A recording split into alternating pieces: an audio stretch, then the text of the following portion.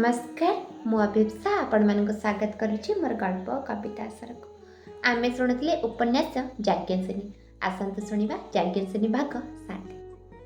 तेबे नितंबिनीर सेही कथा शुणी मते बहुत आश्चर्य लागिला। सतरे कण मो जन्म केवल धर्म रक्षा पाई? सतरे कण मु चिरकुमारी होई रहिजिबि?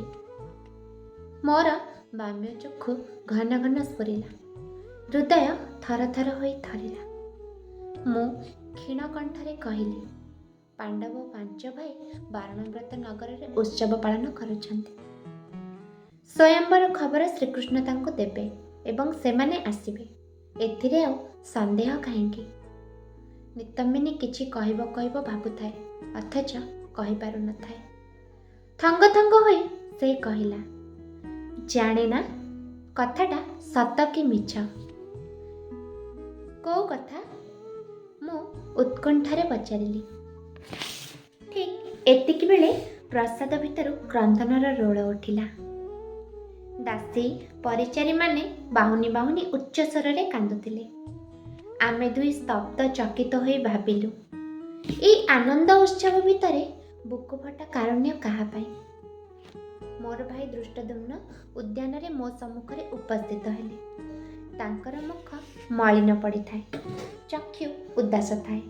मु भाबिली बोधहुए पितांकर शरीर हठात अस्वस्थ होई पड़िछि। व्यस्त विव्रत होई पचारिली, भाई ए क्रंदनर रोल काहेकि? श्रीकृष्ण आसी पहुंचिचंती। दृष्टद्युम्न नत मुख होई कहिले।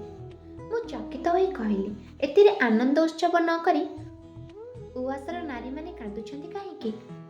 दृष्टद्युम्न स्थिर अविचल कंठरे कहिले, धर्म रक्षा पाई यज्ञकुंडरू आम दुहिंकर जन्म, तेणु यज्ञकुंडर घृत भଳି जଳି जଳି आमे जगतर पापताप नाशन करिबा आम कार्य।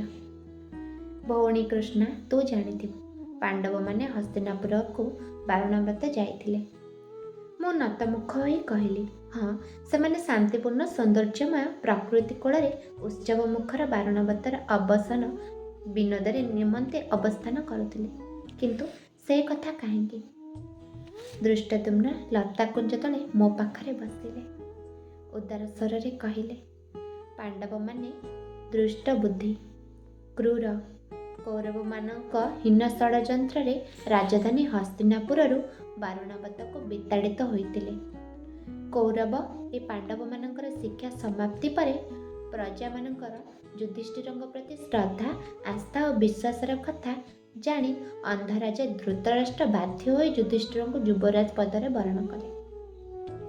ता छड़ा युधिष्ठिर जेतेबेले बड़ पुआ, तेणु तांको युवराज करिबा छड़ा आउ अन्य उपाय मध्य नथिला। पांडव माने वीर बलवान विचारवंत धार्मिक एवं शांत स्वभावर। गुरु द्रोण एवं कृप पितामह भीष्म एवं मंत्री विदुरଙ୍କ ମଧ୍ୟ एभଳି निष्पत्ति पछरे दृढ़ समर्थन थिला।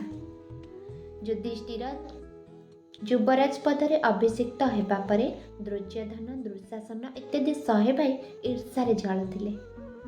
मु उत्कंठारे प्रश्न कली, तापरे कौन हैला भाई?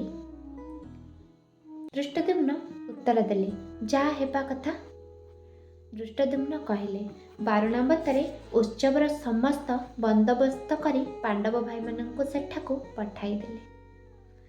शांतिकामी सरल युधिष्ठिर एते कपट भितरे प्रवेश करि पारंती नाही।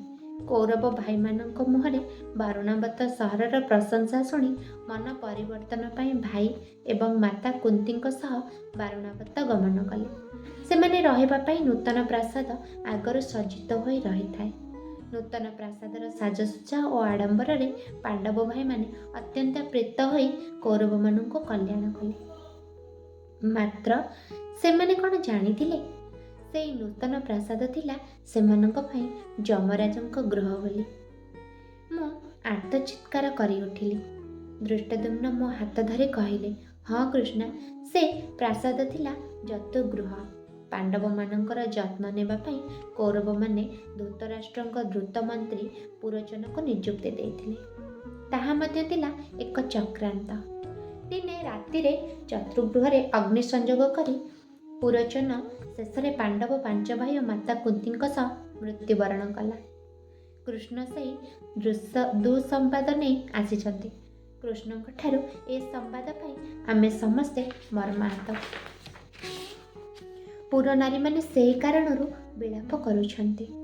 ପ୍ରକୃତରେ ପାଣ୍ଡବମାନଙ୍କର ଶେଷ ପରିଣତି ଯଦି ଏହା ହିଁ ହୋଇଥାଏ, ତେବେ ଆମ ଦୁହିଁଙ୍କ ଜନ୍ମର ଉଦ୍ଦେଶ୍ୟ ସଫଳ ହେବ କିପରି?